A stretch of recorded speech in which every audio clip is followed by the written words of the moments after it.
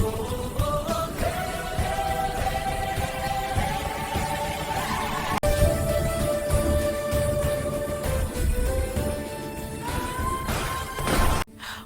me? Why all men that love me died? The village of Umuzu was a happy place where everyone knew everyone until she came. Her name was Amara, a girl no one had ever seen before. She arrived on a rainy evening, walking barefoot through the muddy road with only a small brown bag on her shoulder. The villagers said her eyes shone like fire, bright, deep, and strange. Some swore that when she looked at you, your heart jumped, like it was remembering something it had never known before. But she was beautiful. Too beautiful. Her skin glowed like bronze under the sunset. Her hair was dark and full. Her smile could melt even the coldest heart. The first to see her was old Mama Neka, who sold palm wine near the square. When she saw Amara, she dropped her calabash and whispered, "Chinik, who is this child of light?" Amara spoke softly like the wind. "I'm just looking for a place to rest," she said. That night, the kind widow Mama Chica offered her a room behind her house. Amara thanked her with a smile that lit up the darkness. From that night, life in Umuzu was never the same again. By the next morning, everyone was talking about the new girl. Men who never helped at home suddenly offered to fetch water for Mama Chica, just to see Amara. Young boys carried wood to her backyard, hoping she'd thank them. Even the women couldn't stop admiring her beauty, though some began to whisper quietly. "She is too beautiful," they said. "Such beauty brings trouble." But Amara wasn't proud. She joined the village women at the stream, carried water on her head, and sang old Igbo songs that no one had heard in years. Her voice floated through the air like sweet smoke. Soon, the village children began following her everywhere, laughing and singing behind her. Amara smiled often, but she never talked much about where she came from. When Mama Chica asked, she simply said, "My parents are gone. I travel from place to place. I stay where peace lives." That answer made Mama Chica's heart ache. She began to treat Amara like a daughter. She gave her clothes, taught her how to pound yam, and told her stories about the stars. And Amara listened, her fiery eyes glowing softly in the dark, as if they saw more than the rest of the world. Everything Amara touched seemed to bloom. When she helped Mama Chica in the farm, yam leaves grew greener. When she washed clothes at the stream, the water sparkled more than usual. When she smiled, even angry people softened. Soon, the village started calling her Nwa Okuanya, the girl with fire eyes. The name spread like wind. Traders who came from nearby villages asked to see her. Some said she carried luck. Others said she carried something else, something powerful. Then one day, a young hunter named Obi saw her at the stream. He stopped breathing for a moment. Her eyes met his, and something in him broke open. His heart beat fast, his hands trembled, and he could barely speak. He had never seen such a face. That evening, he told his friends at the palm wine joint, "If I don't marry that girl, I will die." They laughed at him, but the next morning, he went to Mama Chica's house to ask for Amara's hand. Mama Chica smiled gently. "You move too fast, Obi. She just arrived. Give her time." But Amara, standing at the doorway, looked at Obi and smiled. And that was all it took. From that day, Obi could not eat or sleep without thinking of her. It was during the next full moon festival that the first strange thing happened. The whole village gathered in the square, dancing and beating drums under the bright silver sky. Amara was there too, wearing a white wrapper and red beads. When she danced, her waist moved like a story being told. Her eyes glowed brighter than the moon itself. People clapped and cheered. She was the star of the night. Obi danced with her. They laughed, spun around, and held hands as the drummers shouted praises. But suddenly, in the middle of laughter, Obi fell. His body stiffened. His eyes rolled back. Before anyone could reach him, he was gone. The drums stopped. Crowds screamed.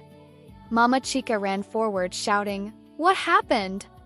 Amara knelt beside him, tears streaming down her face. I didn't do anything. I swear I didn't.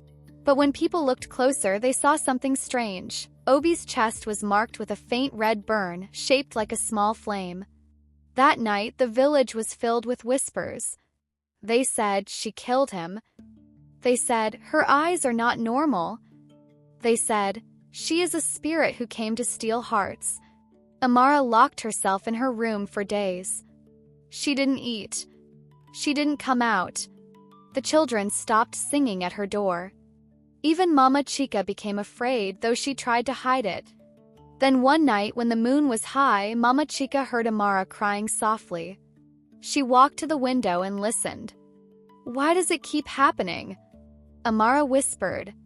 I don't want them to die. Mama Chica's eyes widened. Them, she thought. How many? The next morning, she asked carefully. My daughter, what did you mean last night? Amara's eyes filled with tears. It's not my fault, Mama. When I love someone too deeply, they die. My mother warned me before she died. She said the fire in my eyes must never meet the heart of a man. But I didn't believe her. Mama Chica trembled. So it's true. The fire is real. Amara nodded slowly. Yes, I was born with it. A gift that feels like a curse. That night, Mama Chica prayed for her.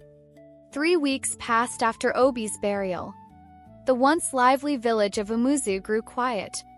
People no longer laughed at the square, and women stopped singing at the stream. Whenever Amara walked by, doors closed softly behind her. Children were pulled away from her shadow. Mama Chica still fed her, though fear lived behind her smile. People don't understand what they fear, she whispered one night. But the truth must one day come to light. Then, one hot afternoon, a stranger arrived. He was tall and handsome, with calm eyes and a deep scar across his cheek. He introduced himself as Ikena, a traveler from Nimmo village.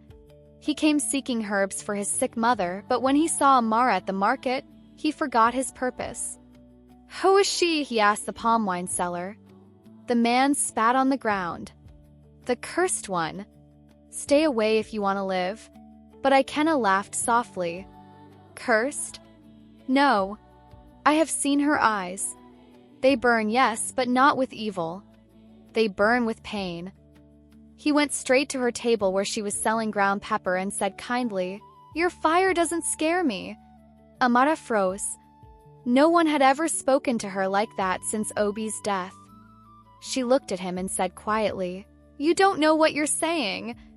I know enough, he replied. Fire doesn't always destroy. Sometimes it gives light. From that day, Ikena stayed longer than he planned. Every morning, he bought something from Amara's stall, even when he didn't need it. Soon, he was helping her carry her goods to the square. People watched and whispered. Another one, they said. His death will come soon. But Ikena didn't care. He believed love could heal any curse. One evening, he found Amara by the stream, sitting alone, her reflection trembling in the water. Tell me the truth, he said. Why do you hide behind fear? Amara's eyes glowed faintly in the dark. Because when I love, death follows. He sat beside her. Then don't love. Just let me love you. Her heart trembled. For the first time since Obi, she laughed, a soft, sad laugh. You don't understand. My mother told me before she died that the spirit who gave me these eyes lives in fire. She said I must never give my heart to any man born of flesh, or the spirit will burn him from inside. Kenna took her hand. Then let's fight the spirit together. Amara wanted to believe him. And so, against every warning, she let him into her heart. For a while, peace returned to her soul. But peace and Umuzu never stayed long. They became inseparable. They farmed together, fetched water together, and watched sunsets behind the palm grove. People began to soften again when they saw Amara smiling. Even Mama Chica started to hope that maybe, just maybe, the curse was gone. But one night, during a thunderstorm, Ikena fell sick. His body shook, his eyes rolled, and his chest burned with fever. Amara sat by his mat, wiping his sweat. "No, not again," she cried. "Please, no." Mama Chica rushed in. "What happened?" "It's starting," Amara whispered. "The fire has found him." His skin began to glow faintly, like an ember under the surface. Ikenna reached for her hand and said weakly, "Don't cry. If this is the price of loving you, I will pay it." But Amara screamed, "I don't want your love if it brings death." She ran out into the rain, barefoot, her tears mixing with the storm. She fell to her knees before the old shrine at the edge of the village and shouted, "Who are you? Why do you punish me? What have I done?" Lightning flashed and the ground trembled. A woman's voice echoed in the thunder. "The fire is not punishment, child. It is inheritance." Amara froze. "Who are you?" "I am the spirit your mother served," the voice said. "Your blood carries my light. When love touches your heart, it ignites. To break it, you must return what was stolen." The storm stopped suddenly. Amara fell to the ground, shivering. "What was stolen?" she whispered. But the spirit was gone. By morning, Ikenna was worse. His body was cold, yet his chest still glowed like dying fire. The villagers gathered outside, whispering prayers mixed with fear. "Should we call the Dibia?" one asked. "What if he refuses to help? What if she brings more death?" Mama Chica pushed through them, holding Amara by the hand. "Let her be," she cried. "She's only a girl." But the people were done with mercy. The village head, Chief Yud, arrived with his staff and said, "If she doesn't leave this village by sunset, we will burn her hut to ashes." Amara's lips trembled. "Where will I go?" Chief Yud pointed toward the forest. "To wherever your fire belongs." Before she could speak, a scream came from inside the hut. It was Ikenna's voice. Amara ran in. His eyes were open wide, staring straight at her, his body stiff, his chest burnt with the same red flame as Obi's. She fell beside him, sobbing. People outside murmured prayers and backed away. That night, the rain returned. And under it, Amara walked into the forest, barefoot, broken, carrying only her brown bag and a heart full of fire. Deep in the forest, Amara wandered until she reached a small hut covered with vines. Inside, an old woman sat before a dim fire, grinding herbs. Without turning, the woman said, "I've been waiting for you, child of fire." Amara froze. "How do you know me?" The woman smiled weakly. "Your mother and I served the same spirit. I knew this day would come." Amara fell to her knees. "Please, tell me how to stop it. I'm tired of losing those I love." The old woman stirred the fire and said, "Long ago, your mother loved a man too. But she refused to return the fire's offering. The spirit gave her a child, you, with eyes that burn from both love and pain. The only way to end it is to find the river where your mother hid the spirit's heart." "The spirit's heart?" Amara whispered. "Yes," the woman said. "It lies beneath the river of red eyes. Return it before the next moon rises, or your fire will consume everything you love." Amara trembled. "Where will I find it?" The woman pointed toward the east. "Follow the red moonlight. It will lead you to truth. But be warned, not everyone who seeks the river comes back alive." Amara bowed her head, tears dripping onto the cold floor. "I will go," she said softly. "I must end this." The old woman nodded. "Then go, child. And remember, love is not always the cure. Sometimes it is the test." The figure smiled sadly. "Yes, my child. I am what remains of your mother's soul, bound to the fire she disobeyed. I loved your father too much to return the spirit's gift. You are the price of that love." Amara fell to her knees. "So I am the curse?" "No," the spirit said. "You are the bridge between love and destruction. But you must choose what side you will stand on." As she wept by the river, a familiar voice called her name. Amara! She turned sharply and saw Ikenna. Her heart stopped. He looked pale but alive, standing weakly on the other side of the river. I followed you, he said softly. The fire tried to take me, but I fought it. I couldn't let you face this alone. She shook her head. You should not be here. He stepped closer. I don't care. If my death will end your pain, then let it be. Before she could stop him, he stepped into the river. The red glow rose around his feet, but instead of burning him, it wrapped him like warm light. The spirit whispered, he carries pure love, kind that asks for nothing, the kind that heals. Amara gasped. Then he can break the curse? The spirit nodded slowly. But every curse broken needs a price. The fire must return to its source, and that source is you. Amara's heart raced. If I give it back, what happens to me? The spirit's voice grew faint. Your eyes will go dark. Your body will fade. The world will be safe, but you will vanish into the river that gave you life. Tears filled her eyes. So I must die for them to live? Yes, said the spirit. That is love. Amara looked at Ikenna, standing in the glowing water, waiting for her answer. Her body trembled. She wanted life, she wanted love, but she also wanted peace. Slowly, she stepped into the river. The water burned but didn't hurt.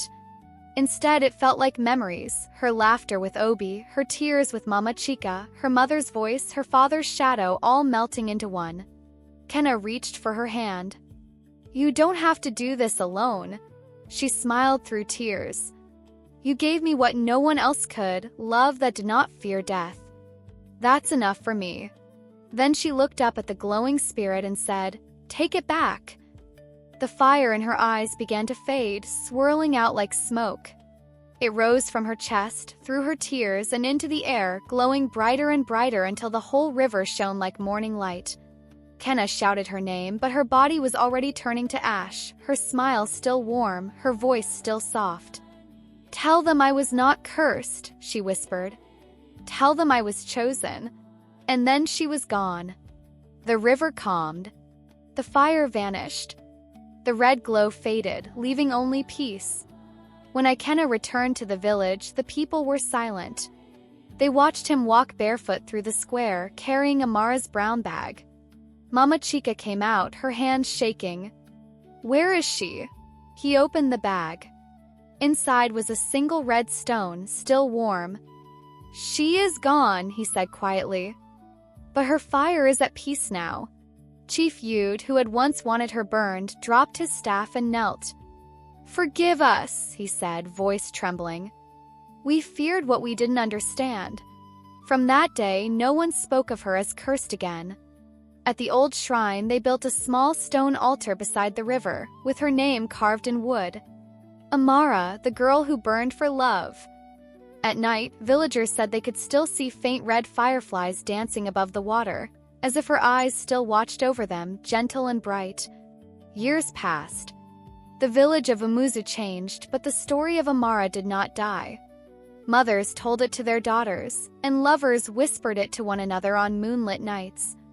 Some said that if you stare into the river long enough, you'll see your reflection with eyes of fire, not to curse you, but to remind you that love is never safe. One evening, an old Ikenna sat by the river, gray-haired and tired. He whispered, You were right, Amara. Love doesn't always end with forever, but it can still light the world before it ends. Then he smiled faintly and closed his eyes, his spirit joining hers in the quiet fire beneath the river. Love is not possession, it is sacrifice. True love is proven not by how tightly you hold, but by what you are willing to let go. Fear often hides behind judgment. Many people destroy what they don't understand. Always seek truth before you condemn. Beauty can be a blessing or a burden. What truly defines a person is not how they look, but how they carry the weight of their gift. Some fires burn to destroy, others burn to guide. Learn the difference in your own life. No curse lasts forever when faced with pure love. Real love transforms darkness into light, even when it costs everything. Every gift has a price. Every heart carries a secret fire. Question is, will your fire consume you, or will you learn to master it before it burns everything you love? If you have not subscribed to my channel, you might not hear my voice again, but if you are, then you are growing every day. Check my page for more interesting stories. Thanks for watching.